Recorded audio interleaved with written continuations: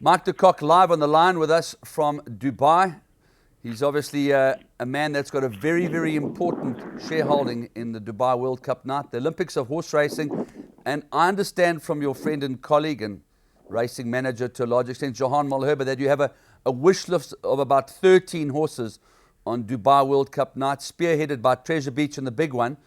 But I've picked out 4 horses, Mike, that I'd like to touch on, starting off with the euphoria that surrounded Brian Joffe on Super Saturday with the homebred son of national emblem Shay Shay. Yeah, it was a very impressive win. I mean, the speed was on, which really suited him.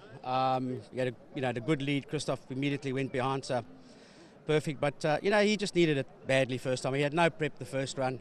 He's had a really smart prep going into this, and fantastic win. And Brian's flown out, and Jeff, his previous trainers here as well. So fantastic for us. I wish I could just take your website and turn it into television, because your expression of Brian Joffe's experience is something for a man of his enormous stature, just tells you what this game is really all about.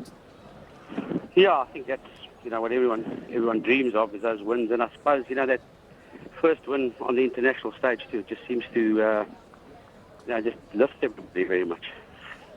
And of course the fact that he's a homebred would add even more fuel to the South African pot. Not that it helps with the protocol, but I also want to touch on Kavana, because he's been very impressive in his debut. You probably also have to lift his game, but he's around the turn on the dirt, 1,200 meters in the Golden Shaheen.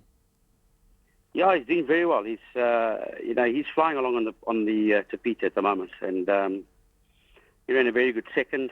He's probably going to have to run out of his skin to win it, but I think he's very capable of being in the first 4. And you always had enormous faith in Tiger Ridge, and he's been a revelation. He's come to light in a huge way here in South Africa. Yeah, look, I think the combination of the time off and he's on a surface that he's very comfortable on definitely makes a difference. And of course, the unbeaten soft falling rain. I know that you didn't necessarily want to run him. You wanted to go to Europe, but obviously at the end of the day, when you've got a horse that's talented in the Godolphin Mile, I suppose, accompanied by a couple of other horses, he's definitely a very worthy contender.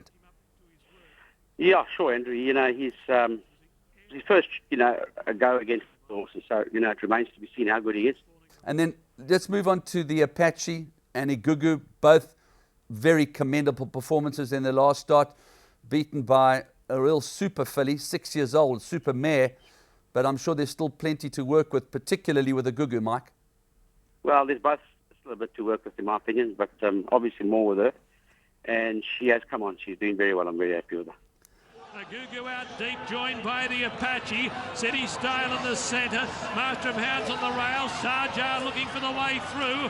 The Apache in front. Sarjar's bursting through on the inside. Sarjar, the mare on the inside's gone home the best from 200 to 201 in the twinkling of an eye. Sarjar has beaten the Apache. And the fact that you've got Mushrek in the race as well was obviously very nice for Sheikh Hamdan.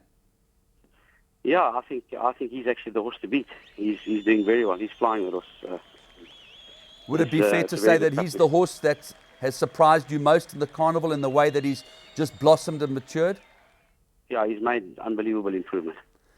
Mike, listen, I'm going to let you go. We thank you very much for your time. Look forward to seeing you next week, and keep up the good work. Enjoy the golf. All right. Cheers, Andrew. Thank you, Mike.